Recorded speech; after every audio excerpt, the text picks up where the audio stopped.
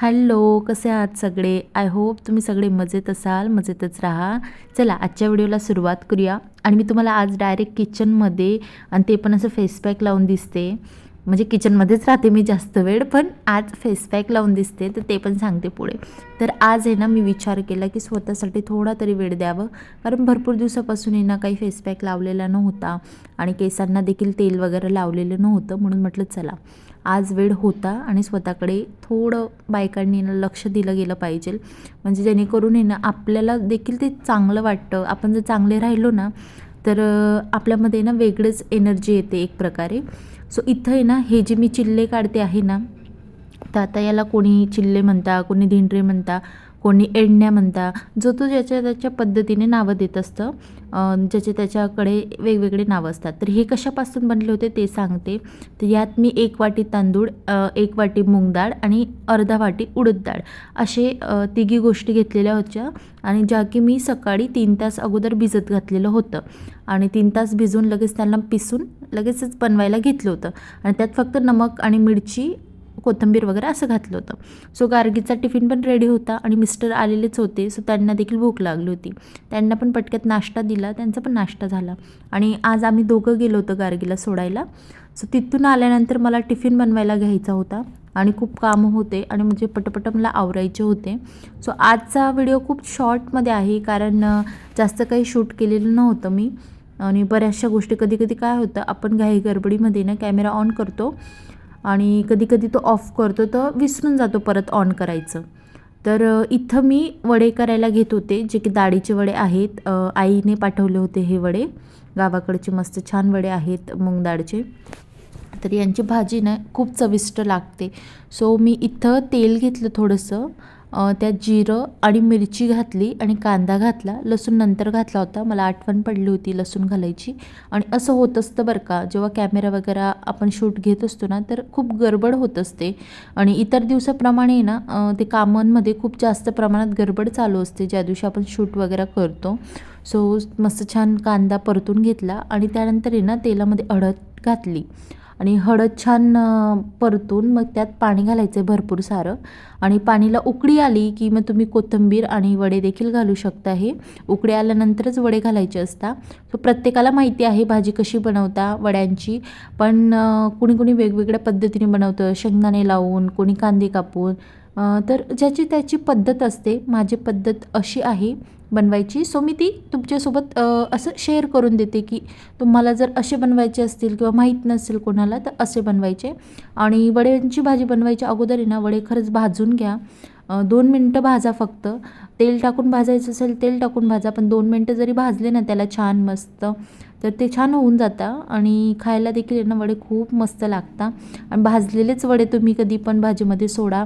कोणतीही भाजी बनवत असाल ना तरी भाजूनच सोडा वडे, छान लागते. आणि हे मला पण आधी माहीत नव्हतं, पण मी पण अशीच बनवायची.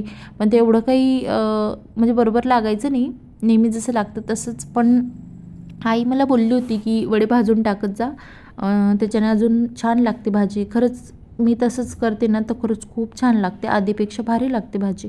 आणि इथे ना चपात्या लाटून घेते मी. मला टिफिन द्यायचा होता हॉस्पिटलला आईसाठी, म्हणजे माझ्या सासूबाईसाठी.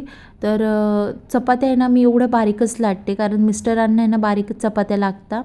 तर त्यांच्यासाठी आम्हाला आहे ना खूप अशा पातळ चपात्या कराव्या लागतात आणि छान फुलता पण त्या, बारीक पण केल्या ना खूप जास्त तरी फुलता, मस्त लागतात त्या.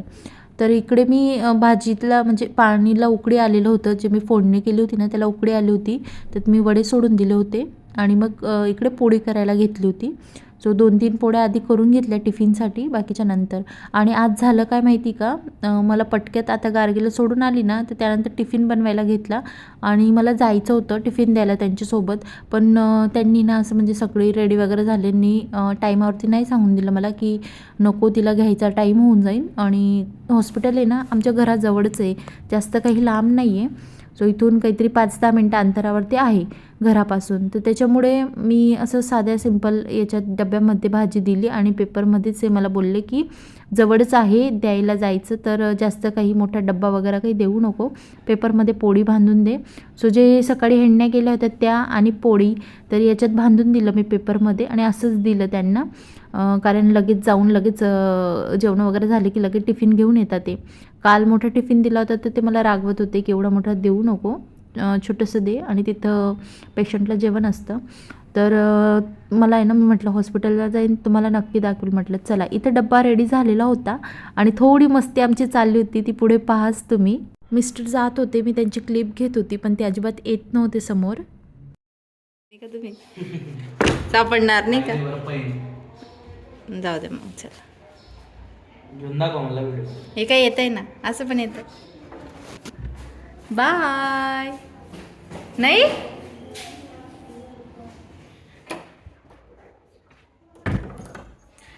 ते ना अजिबात कॅमेऱ्यासमोर येत नाही, खूप लाजतात. ते लाजता म्हणजे त्यांना आवडतच नाही लावता. स्वतःचंच काय त्यांना मी देखील व्हिडिओ बनवते ना, तर अजिबात आवडत नाही. तर मी जाणार होते टिफिन द्यायला त्यांच्यासोबत, पण ते नाही म्हटले की तू घरीच थांब, आता गार्गीला घ्यायचा पण टाईम झालेला आहे ना, तर तिला घ्यायला जावं लागेल, म्हणून मी घरीच आहे. सो तिला घेऊन येईन मी आता, 5-10 मिनटात जावंच लागेल. फक्त तिची स्कूल आहे ना 2 तासाची असते. मी तिला सोडून आले आणि टिफिन वगैरे स्वयंपाक केला, बस वेळ झालाच. 15 मिनटात आता तिला जावं लागेल घ्यायला. चला मग पुढे दिवसभर दाखवते मी काय चाललं आहे काय नाही.